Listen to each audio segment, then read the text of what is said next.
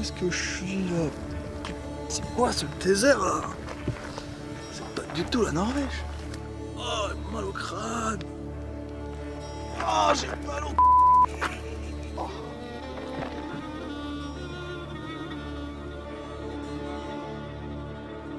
C'est quoi cette voiture? C'est le nouveau Touareg.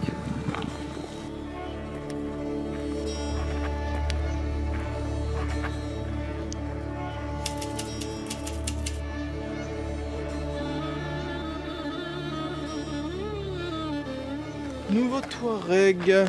Ça serait cool, c'est que ça a ouvert. Yes, les clés. Allez. Je commence à comprendre ma mission.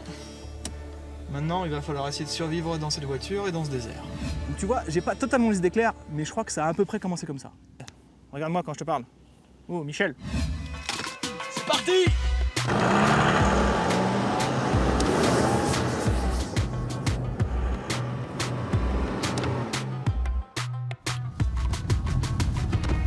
Bon, alors, sur la piste, le comportement est quand même vraiment super satisfaisant en confort. Ça tapote un peu, hein, on va pas se mentir, sur les ornières, mais globalement, ça passe vraiment très bien. Et elle est tellement confort que des fois, même sur des pistes défoncées, t'as vraiment l'impression de voler, quoi, d'être sur un petit tapis volant là.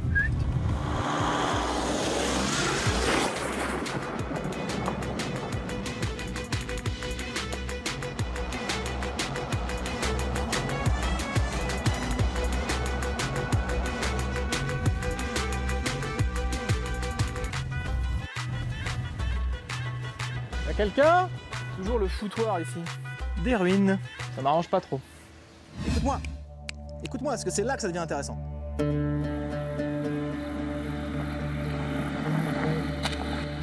Parce qu'il faut quand même pas oublier que ça s'appelle Touareg à la base.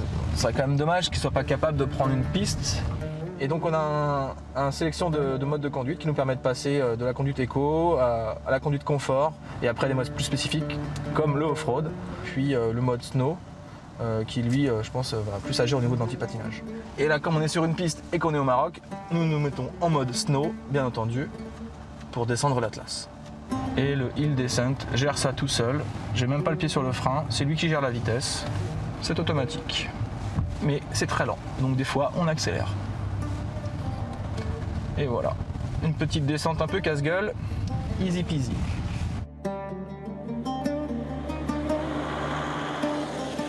Bon, c'est surtout un SUV pour la ville et pour le luxe. Il n'y a plus que l'électronique pour gérer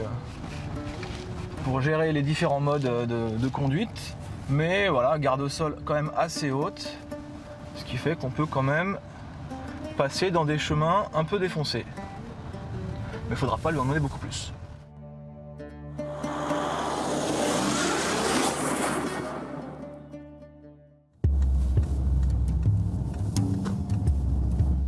Excusez-moi.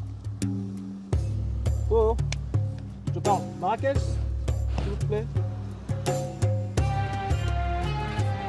Ce qui me rassure, qu'il y a de l'électricité. Donc, normalement, je suis pas si loin que ça de la ville. Là, je sais pas où on est, mais on est paumé. Et non, il n'est pas à l'arrêt. Il roule bien à 18 km/h.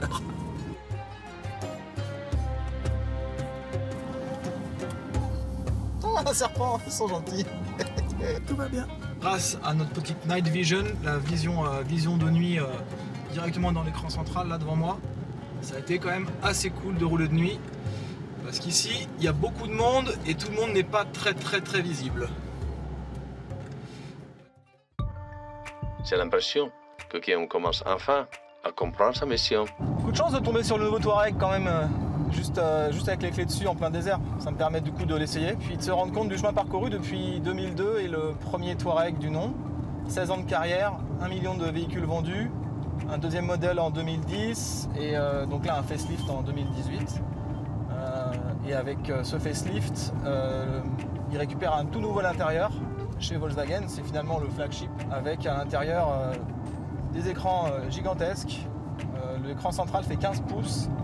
L'écran du cockpit fait 12 pouces, donc on est vraiment entouré de technologie, c'est assez bluffant. Niveau confort, on est sur des sièges hyper high-tech parce qu'on a tout réglable en électrique dans tous les sens, des petits boudins qui gonflent pour appuyer là où il faut, 8 modes de massage différents, des sièges chauffants et ventilés. À l'extérieur, il adopte le nouveau style de calandre qu'on voit chez beaucoup de gros SUV luxe, c'est-à-dire énorme calandre gigantesque qui va d'un phare à l'autre. Devant, au niveau des projecteurs, il récupère les technologies du groupe Matrix LED avec X millions de lumières indépendantes qui peuvent éclairer partout à la fois, éviter les gens en face. Enfin, c'est assez bluffant quand on conduit de nuit. Les lignes sont bien sculptées et puis là on profite d'un modèle qui a des jantes de 20 pouces. Il a une gueule pas possible. C'est assez sportif. Et puis le dessin général fait pas trop camion, pourtant on a un véhicule qui fait presque 4,90 m et plus de 2 tonnes. Quoi. Et on s'en rend pas compte quand on le conduit parce que typiquement roue arrière directrice, donc rayon de braquage à faible vitesse super optimisé, ça braque comme une Golf, c'est pas une expression, c'est juste ça braque sur la même distance qu'une Golf. Et puis à haute vitesse, les roues directrices accompagnent le véhicule pour donner plus de stabilité. Et bon quand on a une voiture de 2 tonnes, on est content d'avoir plus de stabilité. C'est un V6 diesel de 286 chevaux qui fait complètement le taf et qui profite surtout de 600 Nm de couple. Donc quand on appuie, ça part vite et ça part tout seul. Je crois même qu'il abat le 0 à 100 en 5 secondes 1. Quand on veut doubler des gros camions au Maroc, on est content d'avoir quelques chevaux disponibles.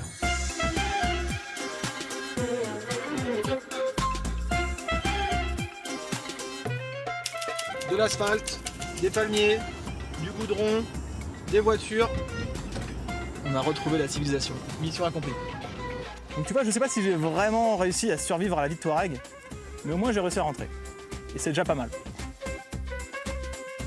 T'en as rien à que je te raconte. T'en as rien à